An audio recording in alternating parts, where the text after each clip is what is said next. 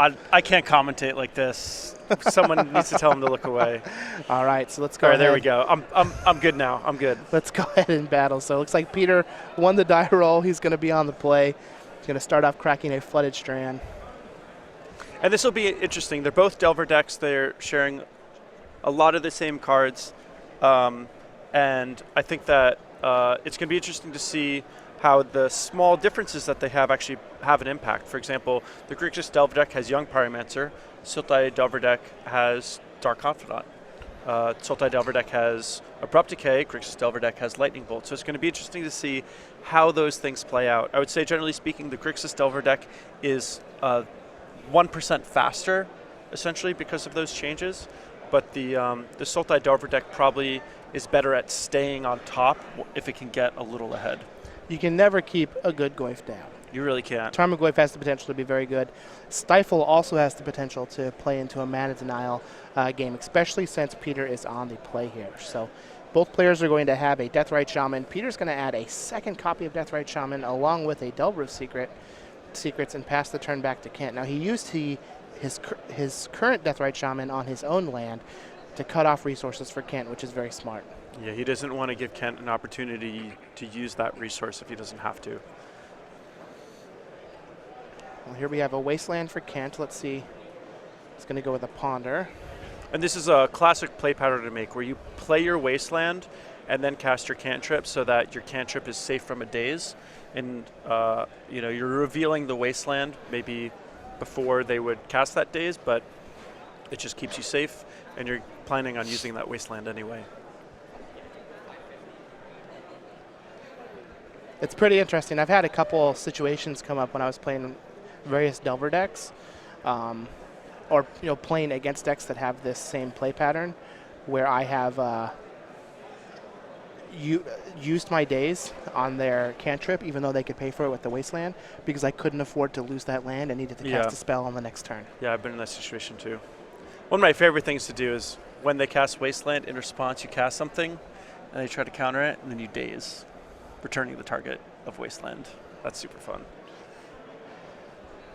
All right, so Peter's going to use a Spell Pierce to take care of the Ponder from Kent. He's going to fire off a Wasteland on that Underground Sea. He's going to eat it with his Deathrite Shaman and play another Deathrite Shaman. Peter's going to eat the Wasteland with a Deathrite Shaman and play a Delver of Secrets. This is a real Deathrite Shaman war.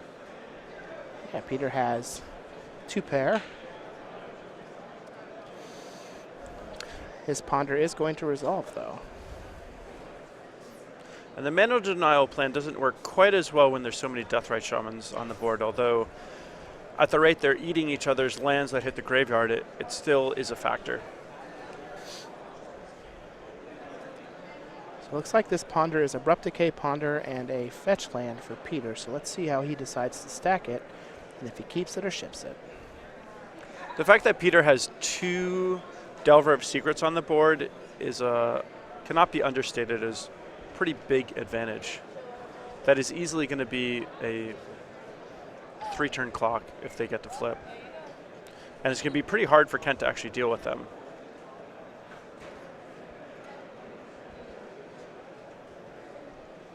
All right, so Pete is going to stack them so that the Abrupt Decay is underneath the fetch land. He's going to draw his fetch land. We're just going to pass the turn back. No attacking with those Delver of Secrets because they are only 1/1s, and there are a couple 1/2s on Kent's side.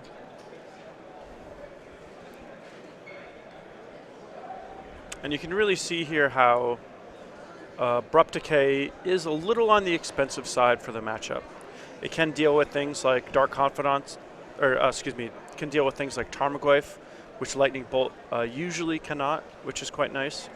But in a matchup where all the spells are 1 mana, you're really tight on how much mana you have access to. The fact that Abrupt Decay is 2 mana is a rather large cost in this situation. All right, so Kent is going to fire off a Brainstorm. He's going to find 2 basic lands and a Lightning Bolt. That'll let him take care of one of those Delver of Secrets.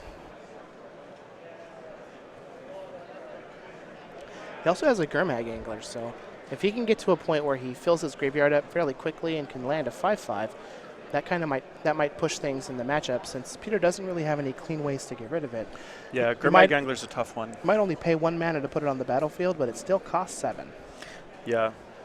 I know that sometimes you'll see a small number of dismembers that these players will have access to, usually in the sideboard for a Gurmag Angler, but Peter's most likely way of dealing with it is just trying to double block with some Goyfs. He also has a copy of True Name Nemesis in his deck. Yep, that would also be a good way to hold it off, but not really. I mean, the True Name Nemesis doesn't race it, which is kind of annoying. Yeah. He does have access to some disfigures that he could use inside of combat as well, but we're a little ways off from that, and at the rate these players are eating the cards in their graveyard, it's, we may not see that Gurmag Angler for a while. It's interesting that he decided to eat his own Wasteland instead of his opponent's Tropical Island, being as he has Gurmag Angler in his hand. And I like going after the Delver here rather than the Deathrite Shaman. There's already so many Deathrite Shamans on the board. They're going to start to lose their utility. But these Delvers, especially having seen Peter keep the top 3 with his Ponder, means that they're going to be a pretty serious clock. And so Abrupt Decay is going to be revealed. That is going to flip that Delver of Secrets into an Insectile Aberration, which is kind of cool considering in Shadows over Innistrad we have the continuation. And then in cool. Eldritch Moon we have the final form. Yep. I do like it when cards have their own little storyline. An evolution, that is cool. Evolution? So would you say no that... No pun intended. So would you say that... Honestly, no pun intended. Delver of Secrets is the basic Pokemon? Something like that. Ooh. Now this is a big deal. Dark Confidant getting played early in the game when Peter is at a high life total, and on top of that, he's ahead on the board. Kent needs to find an answer for this Dark Confidant right away, otherwise it's going to likely generate some game-winning value. I love Dark Confidant. So good. I find time and time again in Magic that I am, personally me as a player, I'm just more accepting to take damage in order for some sort of other advantage. I love Dark Confidant. When Mana Confluence was available, I loved that card. I always feel like I'm at such an advantage with those kinds of cards because, a lot of times your life total just isn't as valuable as you think it is. All right, well, Kent's just going to play a Scalding Tarn and pass the turn back. Dark Confidant's going to reveal a Spell Pierce. And he just paid one life to draw an extra card. That's like Necropotence. Necropotence is a banned card. It is. And in these Legacy decks, I mean, Peter has to be a little worried about hitting a Force of Will, but his deck is almost all 1-drops, lands, and a very small number of 2-drops. So Dark Confidant really is at its most powerful in a deck like this. You are talking to the man who won a Legacy Open with 4 Dark Confidants and 2 Tombstalkers in my deck. There we go. That's how we do it. At the same time. That's how we do it. Living on the edge. Yep. What are the odds? That's all that matters. I only hit it once in the entire tournament, and that's because it got submerged in my upkeep with the trigger on the stack. Ooh, that was a good play by your opponent. It was. Did you lose that game? No, I still won that game. Nice. That's great. It was my Merfolk's opponent, their final hurrah that took me from, 17 to 19 or something. Yeah. Or 17 to 9. All right, well, Peter's just going to crash with his Insectile Aberration, drop Kent down to 14, deciding if he wants to fire off this Wasteland or not. And it's so tricky to decide how you want to use your resources in this situation. Looks like Kent did eat a Delver of Secrets out of Peter's graveyard. So going after Kent's Tropical Island here is actually a pretty big deal because that is Kent's only source of green mana. And without green mana, he can't use his Deathrite Shamans to gain life. He can activate one to make green mana and have the other one gain the life, but that is a big deal. All right, so Peter's going to try and eat the Tropical Island. Kent's going to eat it back in response. Peter's going to respond and eat his own Wasteland, so this is pretty heads up. Going to kill the Deathrite Shaman. Tropical Island is gone. Kent is going to be able to land this Gurmag Angler now this turn, though. Yeah, he's still pretty behind on the board. I think Dark Confidant actually beats Gurmag Angler in a heads-up battle. Peter's just going to have too much stuff. Yeah, plus that Delver of Secrets is... Yep, just eating away. The Insectile Aberration is just relentlessly attacking. And now that Kent is down to one Deathrite Shaman, Peter essentially has Deathrite Shaman advantage and is going to be able to make better use of the graveyard than Kent and can essentially lock Kent out of using the graveyard. Do you think that Delver of Secrets would be as good and ubiquitous as it is now if its flip side had Must Attack? It wouldn't be as good, but I think it would still be played in the same decks, and those decks would still be just about as good. Like, if it only said Must Attack on the flip side. Yeah. Yeah. Yeah, because then, like, it loses its, like, you're going from a human to an insect, so Yeah. you're like, I can't really think. My brain's all I must buggy. attack. Yeah. All right, so that Gurmag Angler is going to hit the battlefield. Peter's going to attack Kent down to 12. Just has a bunch of soft permission in his hand. Yep. Did we miss a Delver trigger, or was I too?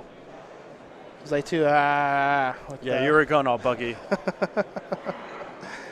All right, so Peter's going to do a couple points of damage with that Deathrite Shaman, knock Kent down to 10. Kent is going to hard cast a Gitaxian Probe. Going to let him see what's up and dig a card deeper into his deck. And the most relevant part of this Gitaxian Probe is draw card. Yeah. Because Kent is behind on the board. He's falling behind on cards. And he really needs to hit something good to catch himself up.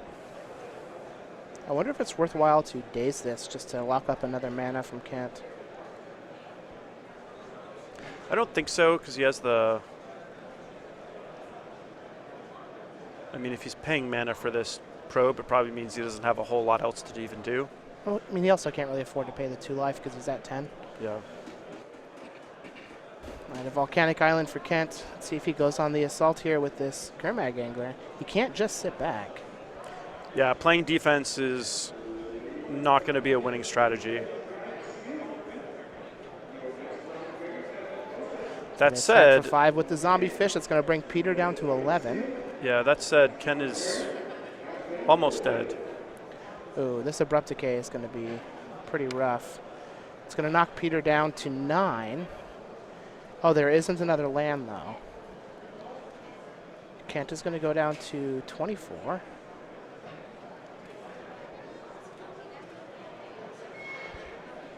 Or, sorry, It might be interesting for one interesting line to consider is for Peter to actually just attack with the Dark Confidant there.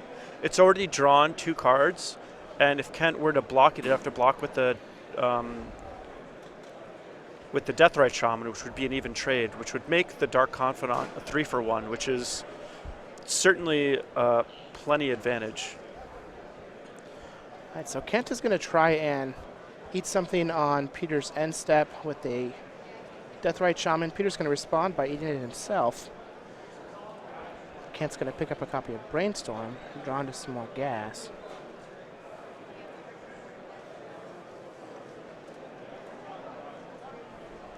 And this is one of the tricky things about counter spells is that when you need to interact with things on the board, they're not really that good. Yeah. They're great when you're ahead on the board and you want to protect your board presence, but... Well, he's going to fall to 4 here. Yep. He really is just looking for a Lightning Bolt or some way to get rid of that Delver of Secrets.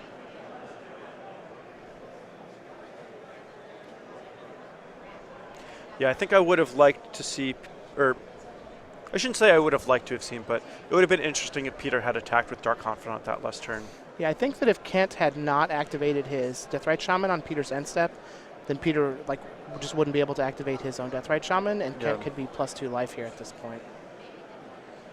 But by doing the attack with the Dark Confidant, you either push an extra 2 damage because he doesn't Oh yeah, block. the attack from Peter. Or I if agree he with that. blocks, then your Deathrite Shamans have free reign post-combat because Kent's Deathrite Shaman is gone. All right, well, we're going to ponder and shuffle. On the other side of that, though, I can't deny Peter's reasoning of, who cares if I'm at 9? I just want more cards off my Dark Confidant. I can respect that reasoning. I think we might see a Deathrite Shaman chump block here on this Gurmag Angler this turn. That could be.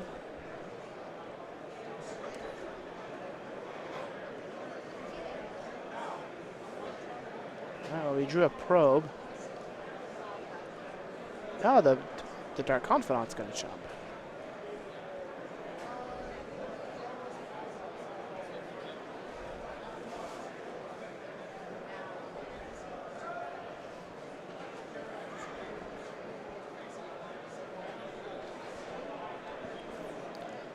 One of the things that's tricky about these Delver decks is there really is no good card to catch you up. It's not like you have something like in Standard in the form of Tragic Arrogance that is basically a big equalizer, or a card like Linvala the Preserver where you can behind play that and catch right back up. All right, Kent's just going to pass the turn. Peter's going to use his Deathrite Shaman to eat the Polluted Delta that's in Kent's graveyard and cast a Brainstorm. And I think the thing that Peter wants to find most of all is just another land so that he can activate both of his Deathrite Shamans on his turn.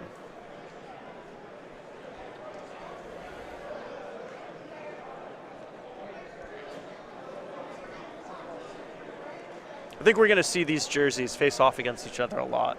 I think we are. Get used to this, guys. This is the future. And ladies. Ladies should get used to it, too. Can't leave them out. All right, Kent's going to Brainstorm. Delvers and probes, not really going to help much. I think that as long as Peter just attacks with his creatures, this game is over. We'll see how he decides to play next turn. He's got to be pretty worried about a card like Lightning Bolt, though, if he attacks with everything. He's got a Spell Pierce in hand. And a Force of Will now.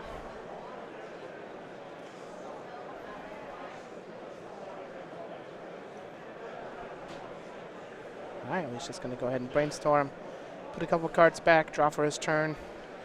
And now if he just turns everything sideways. And get ready to win the game. I may actually just kill that thing. Yeah, let's remove any chance of anything going wrong. Ken scoops it up, knowing that he's dead on board with nothing to do with that volcanic island. And we are on to the post-board games. Peter's going to take the first game on Sultai Delver over Kent Ketter on Grixis Delver. Let's take a look at their sideboard. Kent has 1 Cabal Therapy, 2 Winter Orb, 1 Painful Truths, 1 Ancient Grudge, 2 Pyroblast, 2 Surgical Extraction, 2 Pithy Needle, 1 Dark Blast, 1 Forked Bolt, 2 Baleful Strix. How do we think Kent is going to sideboard here? So I think similar to the Grixis Mirror that we saw before, it's going to be basically all the mid-range cards are going to come in. You can make a solid argument for Cabal Therapy, although you may not want to bring it in. Painful Truths for sure. Pyroblast is going to do quite well. It kills Delver, fights through counter magic and cantrips. I think that Dark Blast is also going to come in as a reusable removal spell. And Forked Bolt and Baleful Strix are likely going to come into as just good cards that can impact the board, because we saw if you fall behind on the board, your counter magic isn't actually going to help you. Okay, I can understand that. Let's take a look at Peter Ingram's sideboard. He has 1 Null Rod, 1 Pithy Needle, 2 Baleful Strix, 2 Thoughtseize, a Golgari Charm, a Marsh Casualties, 2 Surgical Extraction, 1 Maelstrom Pulse, 1 Winter Orb, 1 Force Will, 1 Vendilion Click, 1 Dismember. How do you think he's going to sideboard? So I think he's going to bring in Baleful Strix as a good mid-range card. I think he's potentially can bring in Golgari Charm and Marsh Casualties. Both of them are can be flexible good cards, but notably they deal with Young Pyromancer and his tokens quite well. Maelstrom Pulse for the same reason, but it also hits Gurmag Angler, and Dismember is also going to be an important one for hitting Gurmag Angler. I can see that. Trying to handle those Gurmag Anglers, it's going to be pretty important if Kent's able to land one fairly early. It's just a huge clock that he really doesn't have a lot of time to deal with. The two big things that Peter needs to worry about is just Young Pyromancer and his tokens. and Guard Mag Angler, and his sideboard has those two things covered. Now, as you can see here by their beautiful jerseys, Oh, both yeah. of these players are members of teams here that are playing on the SCG Tour. Peter Ingram for Team Metagame Gurus, Kent Ketter for Team Card Hoarder. And these guys travel around and are playing in all of the opens and invitationals that are going to be going on. So let's take a quick look at where we've been and where we're going here in Season 2. So looks like right now we are in Worcester for the Legacy Open. Here in a couple weeks, we'll be in Columbus. Yep, that'll be the next one I'm playing in. For a standard open, and that's going to be the Eldritch Moon release weekend. Yep, I get to brew for that one, my favorite. So we'll get to see all types of awesome cards. After that, we will be in Baltimore for a standard open, where you and I will be doing commentary for it.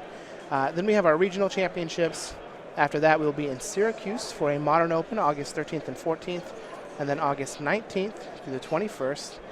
New Jersey Invitational Weekend, Season 2, Modern and Standard, along with a standard, I believe it's a standard open, bunch of classics. That's going to be my first event in a while, and I am looking forward to that. Now, if you are able to make it out to play in any of these events, you can get some real sweet playmats. So we do have Magic Art playmats that you can get just for free for playing in any of the open weekends. So if you play in any of our standard opens or classics, you get this awesome Sigarda. Yep, the one angel that stays sane. Yeah, the one angel that stays sane. If you play in any of the modern opens or classics, you get this really sweet Ghost Quarter playmat. And if you play in any of the legacy opens or classics, Thalia. The old lady Thalia herself, you get this awesome playmat. And again, these are absolutely free for playing in any of our Season 2 moderns or opens or classics for the respective formats. It's a pretty sweet value. You just get to, not only do you get to play and have a chance to win a whole bunch of SCG Tour points, you get guaranteed value and invites to invitationals and money. You get these sweet playmats. You get everything. And who knows, if you travel to a new town, you may find some new Pokemon. That's true. That is true. All you Pokemon Go fans out there. All right, so Kent's going to lead off with a Ponder. He's going to see a couple lands. I'm going to keep him on top as his hand is nice and red with a lot of awesome cards. Peter's just going to play a Deathrite Shaman and pass the turn back. We might see a Lightning Bolt here on a Deathrite Shaman. All right, that is going to resolve. And last game I thought it was a little bit of an anomaly to see the board build up with so many creatures. Typically my experience in these kind of matchups is everything dies, with the exception of Young Pyromancer being a good way to kind of pull ahead in that sort of scenario, because if it resolves, you can sculpt a situation where you get some guaranteed value off of it. So here we might see a Young Pyromancer plus a 1-mana spell. Yeah, if he does that, he'll probably want to crack his fetch land before he casts the Young Pyromancer, because if he casts Young Pyromancer and then cracks the fetch land, Peter may have an opportunity to kill in a response.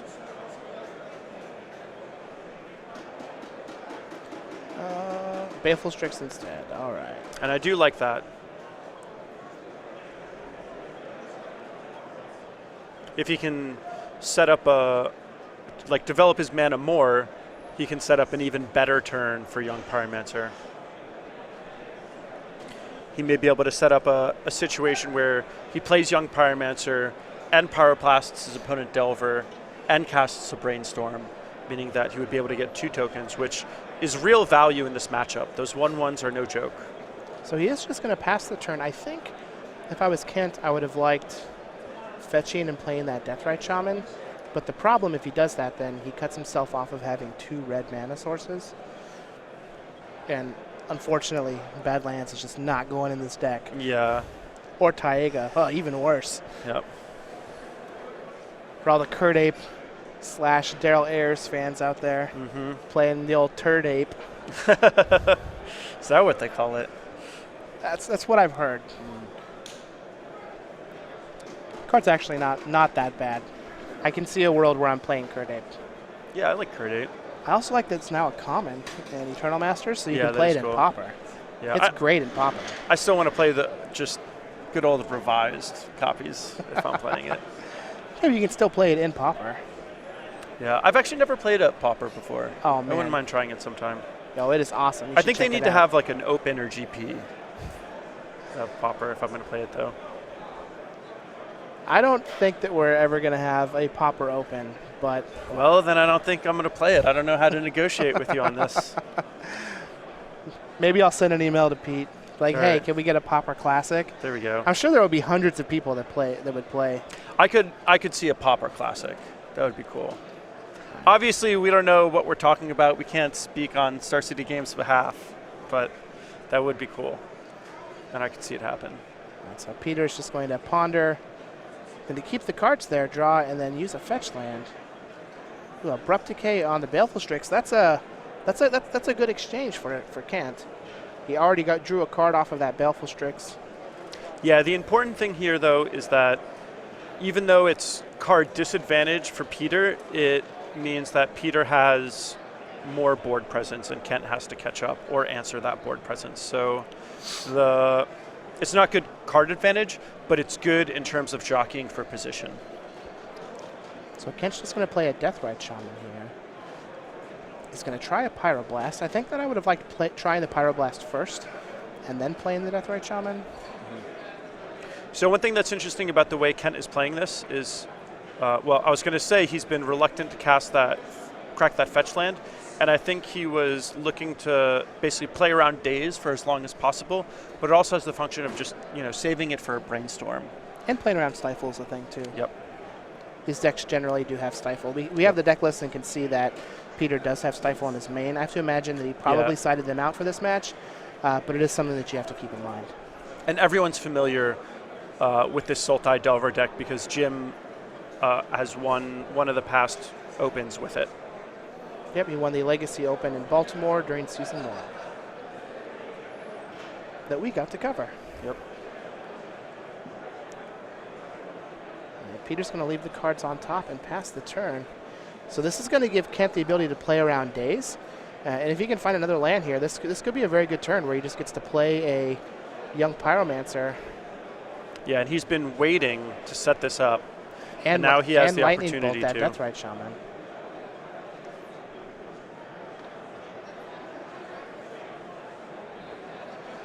Trigger. Oh, yes. Oh, man, are they going to let him use his tokens? Does he have tokens of you? Yeah, I gave. Oh, he has like custom CVM elemental tokens. Are they signed and everything? No, they're not signed. I had my wife alter them. Really? Yeah, he has come on, we gotta find us. No, you know what? I didn't give them to Kent. I gave them to Chris Anderson and Noah Walker. Oh, okay. Never mind. I got excited for nothing. But yeah, I have where she took and she drew like the Kiss face paint on four really of cool. them, and then she took the other ones and did Bane, Batman, Iron Man, and Finn from Adventure Time. Dude, that's sweet. Dude, they're great. In between rounds, I gotta go find them and check those out. Those sound sweet. So we have a Spell Pierce from Peter. And he can pay this, but then he would be vulnerable to Daze. So I wouldn't be surprised if he really wants this Lightning Bolt to resolve to just fire off the Pyroblast. Yeah, so he could just like fetch for his third Volcanic Island, Pyroblast. That's going to give him another Elemental token. And that is all the Volcanic Islands. Yes. Which is kind of interesting.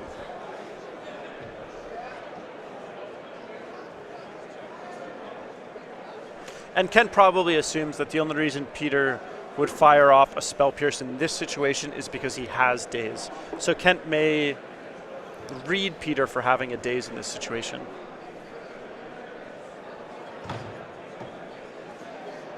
All right, so there are 2 Elemental tokens.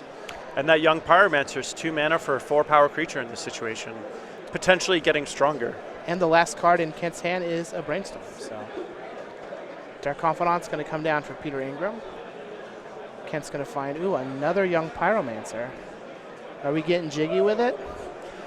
So this can be a little risky because these Sultai Delver decks typically do have access to Marsh Casualties as well as Golgari Charm. So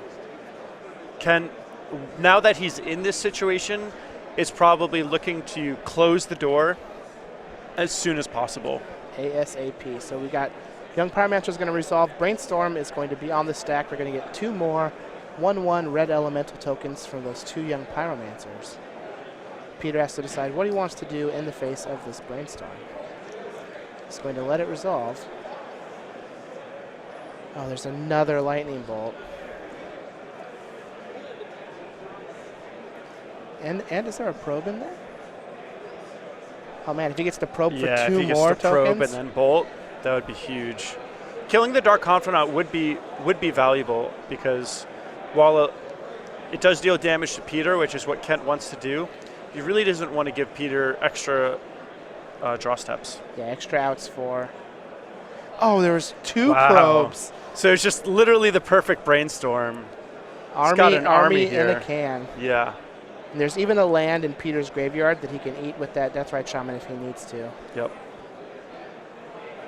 All right, lightning bolt that guy.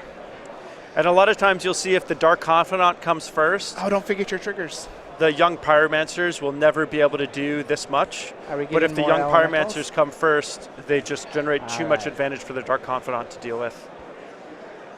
And so Peter's going to brainstorm in response. I think I saw Dismember, but that might have been Dark Marsh Casualties. No, I think it it's is a Dismember. All right, lightning bolt's going to resolve. And I haven't exactly crunched the numbers, but I think Kent is on a 2-turn clock, or Peter's on a 2-turn clock. Yeah, I think there's Well, like after this 1-turn clock, I should say. 3, 6, 8, 10. So there's 10 elemental tokens. Yeah, so Peter's dead on, he's got 1 turn. He's got a Brainstorm. Brainstorm is the great equalizer. It can solve all your problems. Oh, he's Tapping his he's black not leaving mana. up double black, so it sounds like he has Marsh Casualties in his deck, but not Golgari Charm. Yikes. All right, he's going to shuffle. But it sounds like he has Golgari Charm in his deck, but not Marsh Casualties. Yeah, or he has another land that can get a black source in his hand. But I agree, that's how I would view the situation also. What do we got on top? Let's see it. All right, come on. Ooh, Oh, Baleful Strix does not do it. Wrong gold card. Yep. Wrong 2-mana spell. All right, can brainstorm. I'm going to hit some perfects. We could hit a perfect. Fetch land. There's a fetch land. Ooh, I don't think he's got it. Yep, just going Nope. to scoop him up, and we're on to game 3. All right, so we are going to go on to game 3. Kent Ketter's going to even it up 1-1 from Team Card Hoarder against Peter Ingram, who is on Team Metagame Gurus. Do you think that the players are going to keep their sideboards the same, or are we going to change it up? I know that a lot of people are fond of trimming their dazes when they're on the draw. I personally don't do it in the Delver Mirror. Generally speaking, there'll be some corner case scenarios where I do. So I think you could see like 1 or 2 days come out, but for the most part, you're going to see the same cards. Now, both of these decks have one thing in common. Well, they have many things in common, Yeah. but there's one thing in particular in common Let's that I hear want to it. talk about. They don't play any basic lands. Oh yeah, those are stinky. They're PU. just mono non-basics. Basic lands smell bad. And if you need to get your hand on some sweet non-basics, our weekly sale at StarCityGames.com is on select non-basic lands. It does end Monday at 10:59 a.m. So if you want to take advantage of this, make sure you head over to StarCityGames.com and click on that weekly sale banner at the top from the bumper. You need some Expeditions, Eternal Masters Wastelands, Shocklands, Fetches. Go ahead and go check out that weekly sale and see which ones of those are on sale and get some good deals. StarCityGames.com. It ends Monday, 10:59 a.m. And non-basic lands are one of the great things to actually have a decent quantity of. It makes building new decks so much easier, and cards like fetch lands just swap in and out of so many archetypes. You can have the freedom to change your deck more frequently when you have the core set of eternal lands that you need. I agree with that. That's lands. I just recently went through and sorted all my stuff, and Yeah. lands is by far the largest section Yeah. of all of my cards, whether it be rares, standard, uncommons, Yeah. commons. I know, just a million. I know that as I've built my collection, just having all the shock lands and all the fetch lands was like step 1 Yeah. for building up my modern collection. Thankfully, I'm a bit of a hoarder, Yeah. hence the team that I'm on. But like, I just just traded for everything all the time Yeah. back in the day, and just like never got rid of it. So I still have it, and now it's all worth millions of dollars. So Yeah. it's pretty nice. For me, I wasn't much of a trader, but a lot of the times if I only like top 16 or top 32 to open, when they were offering credit, I would just get that and I would just buy stuff that I knew would never go down in value. Well, looks like Peter's going to be on the play for game 3, but he's going to mulligan here. We're going to pile shuffle those cards just to make sure we got a clean 60 there before we present again. But in the meantime, let's learn a little bit about Mr. Ketter. He did play in the 2014 Players Championship along with myself, but he is part of Team Card Hoarder. He's 28 years of age from Bloomington, Indiana. He has 5 open top 8s. No wins yet, but we're going to try and get him there. That'll change. He is an Operation Iraqi Freedom 9 veteran, U.S. Army and Indiana University student. His first ever F&M deck contained 7 Seat of the Sign odds. You are a cheater. Yeah. And he enjoys... That is pretty funny, though. Oh, mustard on his frozen pizza? Yeah, we're going to have to talk to him about that. Did we change these to 2 truths and a lie, or do I just need to get a new team? Mustard on his... So Kent Ketter and Ross Merriam should live together, and they can just eat mustard pizza and no milk in their cereal for days. Ugh. Mustard pizza? Yeah, I mean, with some sort of audacious claim like that, I'm not even sure if he cooks his frozen pizza. He just eats it frozen? Yeah, with mustard on it. The mustard makes it bearable. All right, so Peter's going to keep his 6. He's going to start out with a tropical island and a ponder. We're going to keep him on top and draw a card. Pass back to Kent. These first few turns are real important for these Delver matches. Whoever's first to get a board presence and protect it is generally going to be able to win the game. So starting out with a ponder can be a detriment when you have the time to just deploy a Delver with the shields down. Yeah. One other thing worth noting is that while I am a pretty big Dark Confidant fanboy, one thing that is tricky about this matchup is Peter typically wants to jam his Dark Confidant out maybe earlier than is safe because it takes some time to generate an advantage, whereas Kent can hold back on his young Pyromancer for quite some time and then deploy it when he knows he's going to get guaranteed value.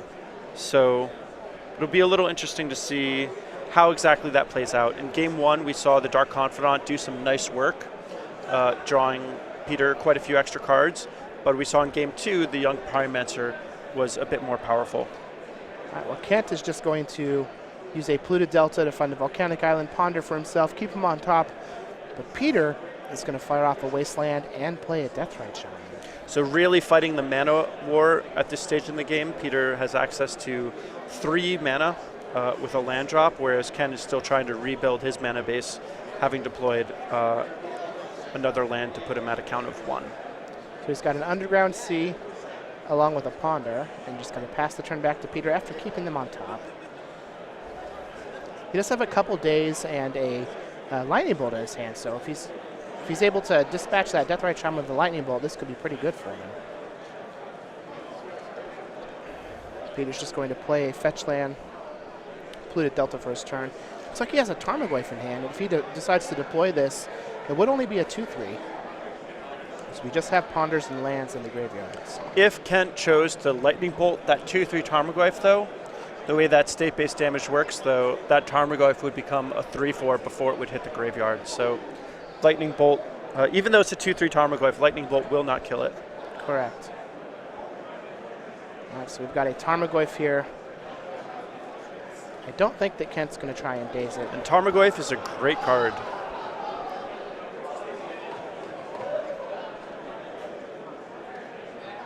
Now if Kent kills that Deathrite Shaman, that Goyf grows to a 4/5. Yep.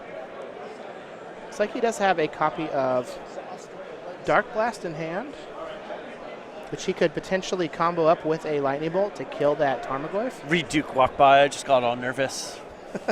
He's getting pulled into the deck tech area, so watch out for that. I'm sure it'll come up soon. Into the chamber. I also believe that we recorded a deck tech with Jeff Hoagland earlier. Oh, that'll be a good mono one. red deck, and once we have that ready for you, we will let you guys know. Jeff Hoagland, the Brewmaster.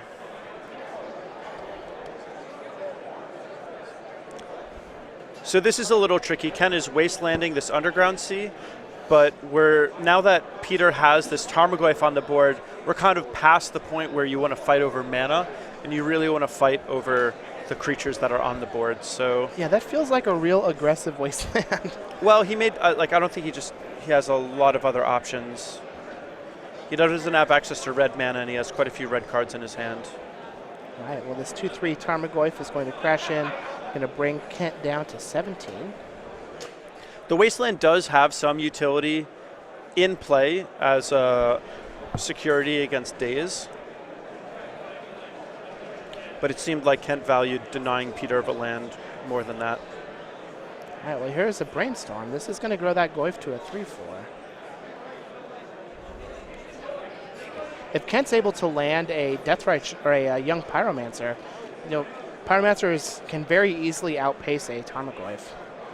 Yeah, we could also see a Gurmag Angler hit play, which would be quite nice as well. Let's see how Kent decides to do this Brainstorm. It's like he's going to put back Daze and Dark Blast. Neither of which are doing much on this board, so I do like shuffling those away. Goyf will grow to a 3-4. All right, well, Kent's going to use his fetch land here. If this gets caught by a Stifle, it's basically game over. Oh, yeah. Oh, Peter's going to fetch in response and then let him go. That's a pretty good slow roll. Yeah. Man, every time I play against a deck that has Stifle in it, I always just like play around it incessantly. I love Stifle. You would. Yeah. See, what you got to do is you just have to put so much pressure on your opponent that they can't play around it. And then you get them extra good because they're like, oh, I needed that land. And I'm like, I know you needed that land. I know you needed that.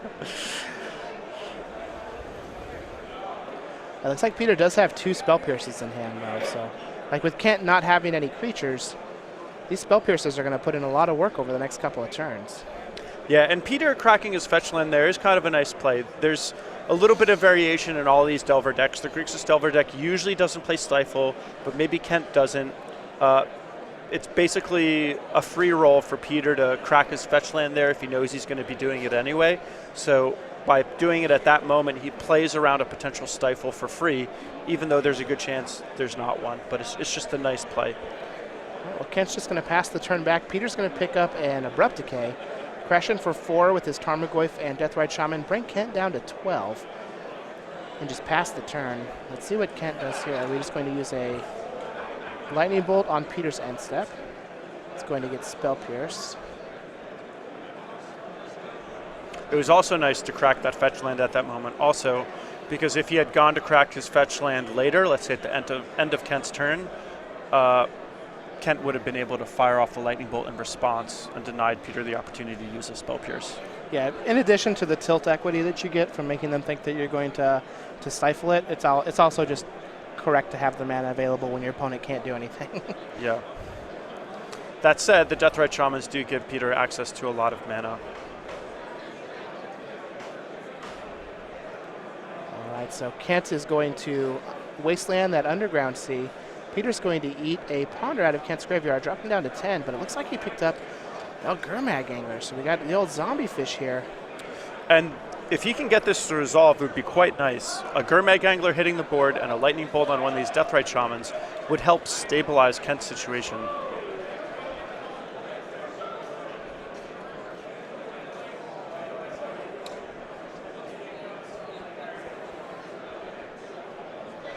And Kent, being at a rather low life total, wants to get rid of all the cards in his graveyard that could deal damage to him through Deathrite Shaman. This bolt is going to take, I think that I would bolt a Deathrite Shaman. I don't really want Peter to have another Deathrite Shaman activation. Yeah, I agree. This is going to mean Peter has access to 3 mana on his turn.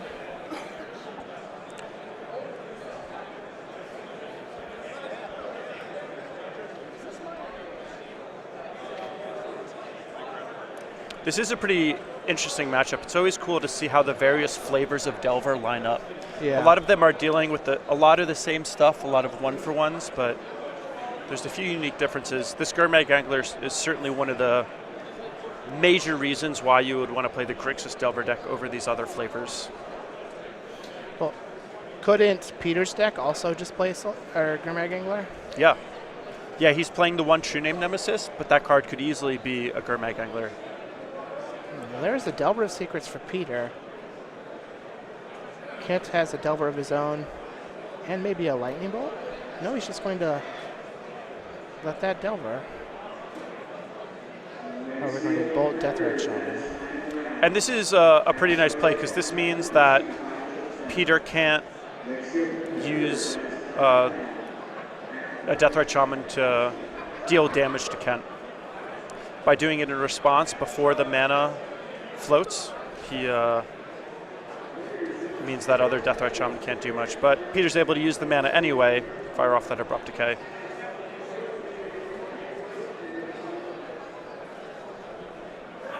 Ooh, and I think I saw a Dark Bob. All right, so Dark Confidant's going to come down. And with Peter being at 18 life, that is a very threatening card and definitely worthy of a Daze. Yep, Daze is going to take care of that Dark Confidant. That Goyf is a 4/5. I don't think there's anything outside of Baleful Strix that can grow it up higher than a 4/5. Yeah. Ooh, Kent's going to pay 2 life here and fall to 8. He's so short on mana. I don't mind paying life there. I think did Kent draw for that probe? Not sure.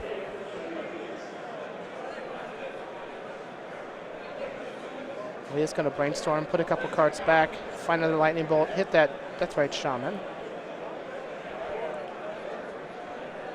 So now Kent just needs to draw, or I was going to say dodge this Delver flipping, but now that it has, Kent needs to find an answer for that Delver real fast.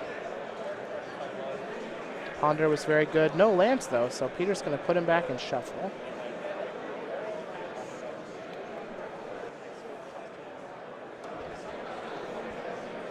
All right, so Peter's just going to shuffle off of that Ponder. And with the ground locked up as it is, and Kent kind of in the back foot, this Delver is just completely uncontested to win the game without the fear of any backlash or counterattack at this stage. Right, Delver's just going to attack for 3. Ken needs to find like a Baleful Strix or another removal spell. Well, here's the Brainstorm, step 1. And essentially this game, Peter has been on the front foot the whole time. He was the first one to develop a board presence. Kent was still trying to interact with Peter's mana after Peter had already deployed some threats. So Kent really has a lot of his options limited. Normally a card like Gurmag Angler could just race a Tarmogoyf or a Delver of Secrets, but Kent has never had an opportunity to attack with the Gurmag Angler. Looks like Kent does have a copy of Baleful Strix, which is going to be real nice. But unfortunately, Peter has a Golgari Chime. So that is in from the sideboard as a way to deal with young Pyromancer tokens. And a fetch land. That's the real prize that Peter's been looking for. Right. And that is a great way to deal with the Delver, but I think Peter's gonna see a way to win this game. Oh, and we found a Wasteland. That's huge. Wow, that is big. So now Peter might not actually be able to win this game. See if Peter can find another land. Well, he's going to fetch down to 17, play a Delver. This is likely going to get Daze. It looks like that Kent has another Daze in his hand. Kent does still need to find some way to break through this. Something like a second Gurmag Angler would be perfect. Yeah, what's tricky about this is because Kent is all the way down to 2, he really can't go on the offensive and race with any capacity. So he really does need to answer everything that Peter does. And there's the Deathrite Shaman. That is a decent start.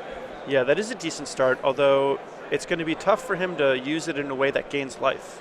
I think his only tropical island might have already gotten wastelanded. I could be wrong about that, though. He's going to attack with this Delver, so they trade. This is going to grow the Goyf to a 5/6. Yeah, now it trumps the Gurmag Angler in combat. But Kent has that Dark Blast, so this could be real bad for Peter if he gets aggressive here. Yep. Well, that, and I guess now that there's a Deathrite Shaman. Well, the Deathrite Shaman can't eat the Baleful Strix unless Kent has access to a green source. He does have that flooded strand, which could get Tropical Island if the Tropical Island hasn't already been wastelanded. But it's pretty stock for these Grixis Delver decks to have only one green source. So if Peter did wasteland the one green source, he could probably assume there's not another.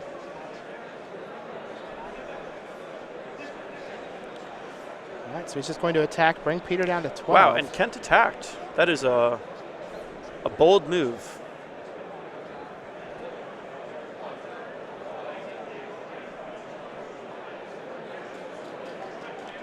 So I wonder if Kent is just going to do this to knock Peter down to 10 so that the Gurmag Angler is a 2-turn clock. It looks like he's going to try to gain life off of it instead. So he's going to go down to 1, eat the Baleful Strix, go up to 3, shrink the Goyf down to a 4/5. Ooh, that's going to get Dark Blasted. Oh, yeah.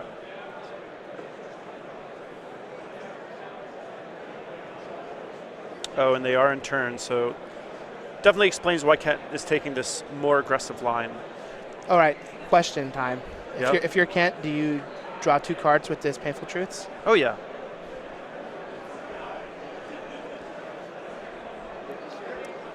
What else are you going to do with it?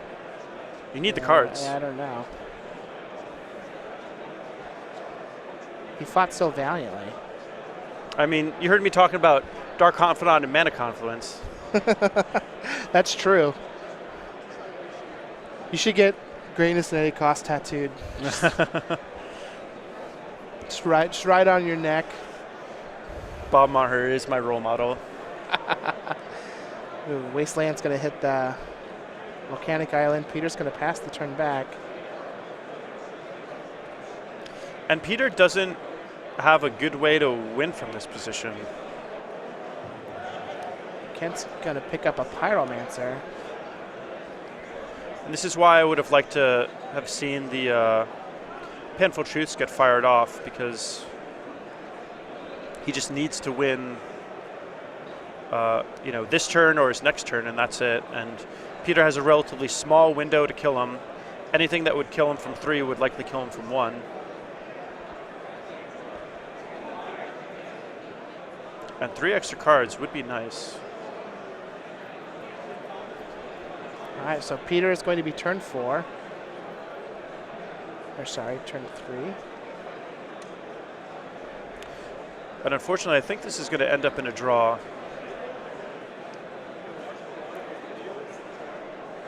Pretty crazy how Team Metagame Gurus and Team Card Hoarder are so evenly matched that when they face, neither of them can win. Pete is going to daze the Pyromancer. It's turn 4, pass the turn back. And that is Peter's last turn. Can Kent find a way to win?